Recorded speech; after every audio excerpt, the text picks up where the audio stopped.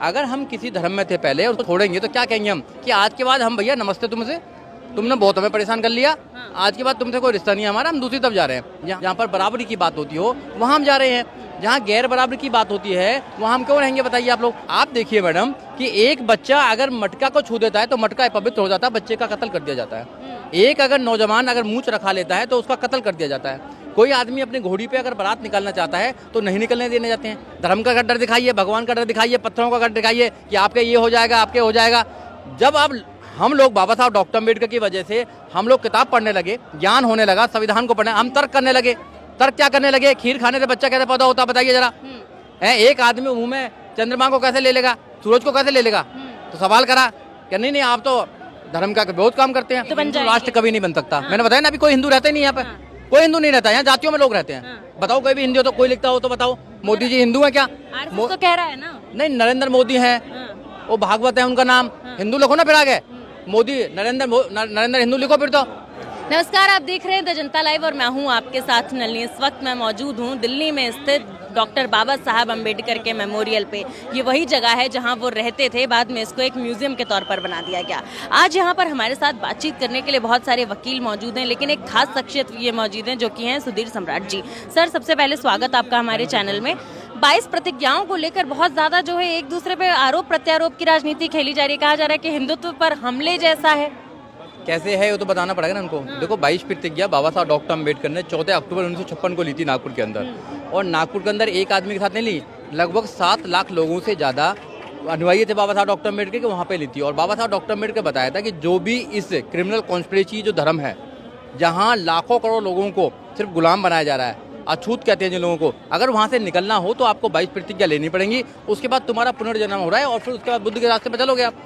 तो ये तो बाबा साहब डॉक्टर अम्बेडकर ने सिस्टम चलाया था। और जब से लोग लाखों की तादाद में, करोड़ों की तादाद में प्रति साल, हर साल 5 तारीख को या फिर 14 अक्टूबर को, आज के दिन, वो 22 प्रतिज्ञाओं को दोहराते हैं और अपने घर में भी दोहराते हैं और सब लोग को दोहराते हैं। तो इसमें तो कोई अपमान की बात ही नहीं है।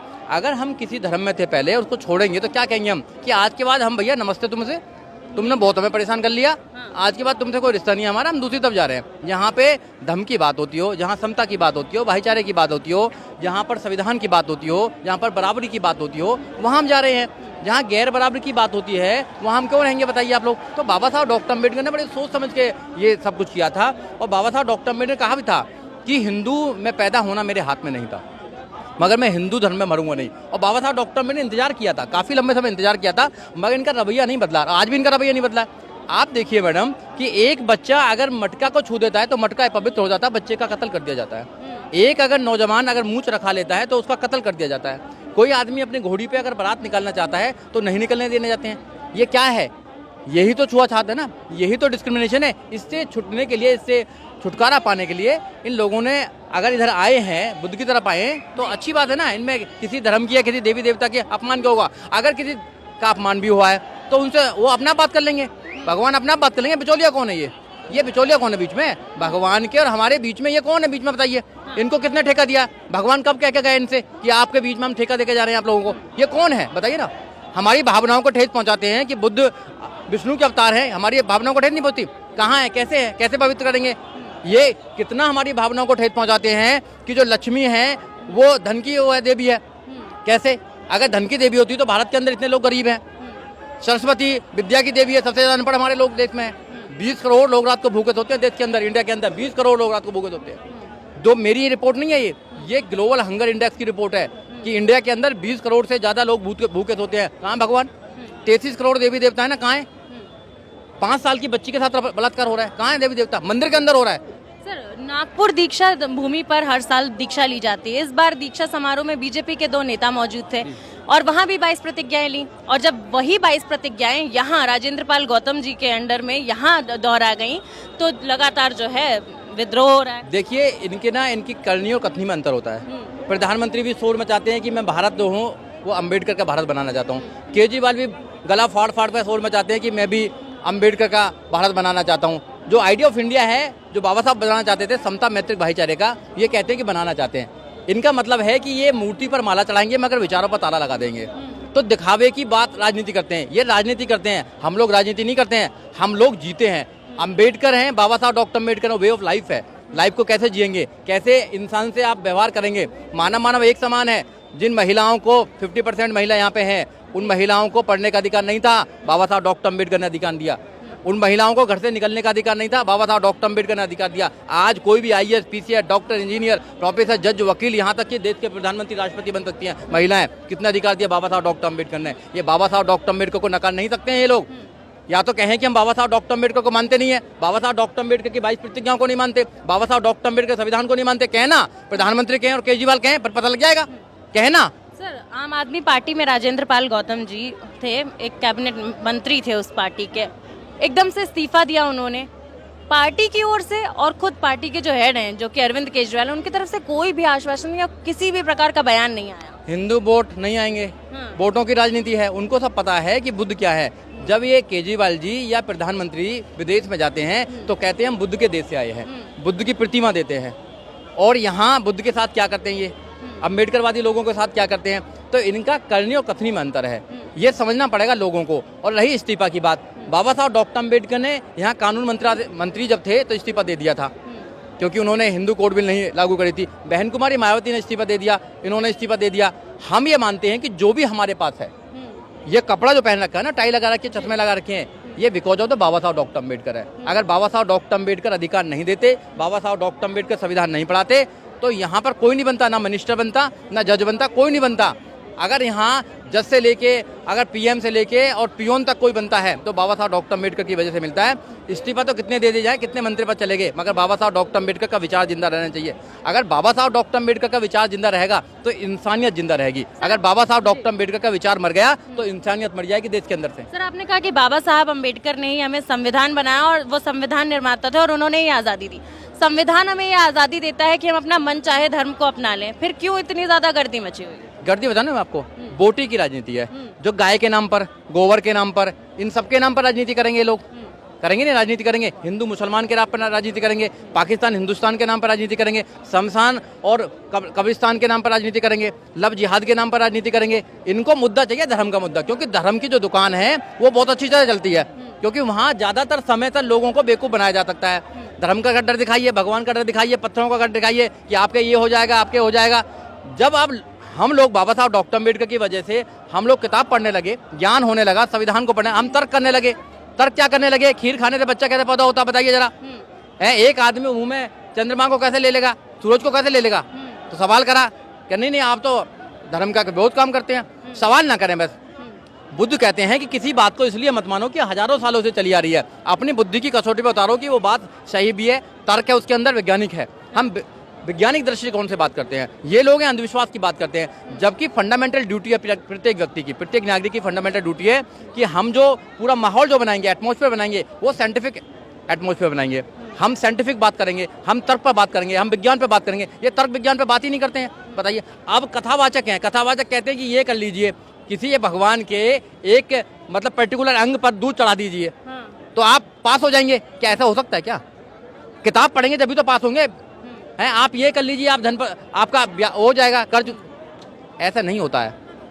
तो ये जो झूठ बोलते हैं, ये अंधविश्वास जो फैला रहे हैं, उसको दूर करने का काम है अम्बेडकरवादियों का और बुद्धवादियों का। तो ये चिढ़ते हैं लोग। अभी तक लगातार जो है बीजेपी पे इस तरीके के कयास लगते थे कि भाई हिंदुत्व की पार्टी है, सिर्फ हिंदूवादी बात करती है। आम आदमी पार्टी भी इस पूरे मामले पे चुप्पी साधे हुई है और केजरीवाल जी ने तो अभी तक कुछ कहा ही नहीं है पूरे मामले पे। देखो मैडम, कोई हिंदू कोई धर्म नहीं है। हिंदू कोई धर्म ही नहीं है और हिंदू यहाँ कोई नहीं है। इस देश में हिंदू नहीं रहता, कोई पंडित रहता है, कोई जैन रहता है, ये कोई गुप्ता रहता है, कोई वर्मा जी रहते हैं, कोई ठाकुर जी रहते हैं, कोई रहते हैं। हिंदू कोई रहते ही नहीं यहाँ पे। सब जाति में से जाति, जाति में से जाति, जाति में से जाति, जो कभी नहीं जाती है। यहाँ जातियों में बटा हुआ देश है ये हिंदू कोई धर्म नहीं है, सुप्रीम कोर्ट ने बोल दिया है, ये ना। तो किस धर्म की बात करते हैं बताइए ना? कहीं है ही नहीं कोई धर्म, कोई बात। एक व्यवस्था, एक षड्यंत्र जरूर है, ये एक क्रिमिनल कॉन्स्पिरेसी है लाखों करोड़ों लोगों के खिलाफ। वो लोग वहां से निकल रहे हैं जो लोग पहचान रहे हैं कि यार यहाँ तो अंधविश्वास है, हम एक अच्छे धर्म की तरफ चलेंगे, अच्छे रास्ते की तरफ चलेंगे। और बुद्ध जो है एक धम्म है, एक विचारधारा है, एक रास्ता है, वे ऑफ लाइफ है। कैसे आप अपनी जिंदगी को जियो, कैसे इंसान से प्यार करोगे आप नफरत नहीं सिखाते हैं। तो इनको दुख होता है कि हमारी दुकान कमजोर हो जाएगी। भाई सुबह सुबह लाइन में कौन लगेगा? फिर कावड़ लेकर कौन जाएगा? देवी के दर्शन करने कौन जाएगा? जो बड़े बड़े मंदिर बना रखे हैं इनमें कौन जाएगा? अगर ये बुद्ध बन गए, ये मानेंगे ही नहीं, तो फिर व्रत कौन रखेगा? कहाँ बन जाएंगे सर? 2025 तक तो हिंदू राष्ट्र बनाने की बात चल रही है आरएसएस की, आप कह रहे हैं बुद्ध बन हिंदू जाएंगे। राष्ट्र कभी नहीं बन सकता। मैंने बताया ना, अभी कोई हिंदू रहता ही नहीं यहाँ पे, कोई हिंदू नहीं रहता यहाँ, जातियों में लोग रहते हैं। बताओ कोई भी हिंदू हो तो, कोई लिखता हो तो बताओ। मोदी जी हिंदू है क्या? आरएसएस तो कह रहा है ना। नहीं, नरेंद्र मोदी है, वो भागवत है उनका नाम, हिंदू लिखो ना फिर आगे। मोदी नरेंद्र हिंदू लिखो फिर, तो क्यों नहीं लिखते? केजरीवाल हिंदू लिखो फिर, क्यों नहीं लिखते हैं? यहाँ कोई नहीं रहता, उनको कहने दो। ये बहुत बनाना चाहते हैं, हिंदू राष्ट्र बना के क्या करना चाहते हैं? दलितों की बहन बेटियों के साथ अत्याचार करना चाहते हैं, लोगों को अंगूठा काटना चाहते हैं। क्या करा था जब ये हिंदू राष्ट्र में रहते थे? क्या करते थे हमारे लोग? हमें पढ़ने का अधिकार जो मिला उसको खत्म करना चाहते हैं। अब ये नहीं बन सकता है। कॉन्स्टिट्यूशन कहता है ये सेकुलर स्टेट है, यहाँ सब लोग रहेंगे, हिंदू मुसलमान सिख ईसाई, आपस में जो किसी को ना माने वो भी रहेगा, इंसान रहेगा। Be the people of India, संविधान क्या कहता है? Be the people of India, हम भारत के लोग। आर्टिकल 1 क्या कहता है? India that is Bharat, Hindustan नहीं है, इंडिया दैट इज भारत। बाबा साहब पहले इंतजाम करके चले गए इसका, पता था ये लोग करेंगे, बदमाशी करेंगे, बदमाश लोग है ना ये। जब इनकी सरकार आएगी तो बदमाश करेंगे, पहले इनका इंतजाम कर दिया है। India that is Bharat, Bharat है ये, भारत का संविधान, भारत का सुप्रीम कोर्ट, भारत सरकार सब है ना, हिंदुस्तान का तो नहीं है ना। कुछ लोग बनाना चाहते हैं, बनेगा नहीं कभी भी। सर 1956 से लेकर आज तक हम 2022 में खड़े हैं, लगातार दीक्षा समारोह होते हुए आए हैं। पहले नागपुर में होता था, फिर दिल्ली में हुआ पहली बार, और उसके बाद लखनऊ में हुआ। आज तक कभी भी मेन स्ट्रीम मीडिया ने उसको नहीं दिखाया, लेकिन जैसे ही 22 प्रतिज्ञाएं ली गई, लगातार जो है डिबेट शोज दिखा रही है बढ़ा चढ़ाकर।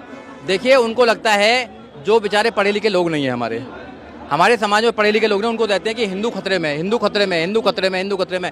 ये बता के वो कहते हैं हिंदू खतरे में नहीं है, उनकी राजनीति खतरे में है। सर हेडलाइंस भी चल रही हैं कि हिंदुत्व है पर वार हो रहा है और हिंदुत्व खतरे में है। जब दलितों की बेटी पर अत्याचार होता है, जब हिंदुत्व पर वार नहीं होता। जब एक व्यक्ति को मूंछों के नाम पे मार दिया, जब वार नहीं होता। जब एक हाथरस के अंदर एक बहन के साथ में बलात्कार होता है और रात को उनकी पुलिस 2 बजे जला देती है, जब नहीं होता है। और कॉलेजियम सिस्टम से सुप्रीम कोर्ट में सारे एक ही जाति के जज हैं, जब नहीं होता है हिंदुओं वार। बताइए, मंदिर में नहीं घुसने दिया था, जब नहीं होता। पानी नहीं पीने दिया, जब नहीं होता है। 20 करोड़ लोग रात को भूखे सो रहे हैं, जब हिंदू खतरे में नहीं है। उनकी कुर्सी खतरे में है मैडम, हिंदू खतरे में नहीं है। ना हिंदू खतरे में, ना मुसलमान खतरे में है। इस देश का संविधान खतरे में है, इंसानियत खतरे में है। सर पर मीडिया भी तो इसी तरीके से दिखा रही है ना। तो क्या है, मीडिया को पता है ना आपको, मीडिया बिकी हुई मीडिया है।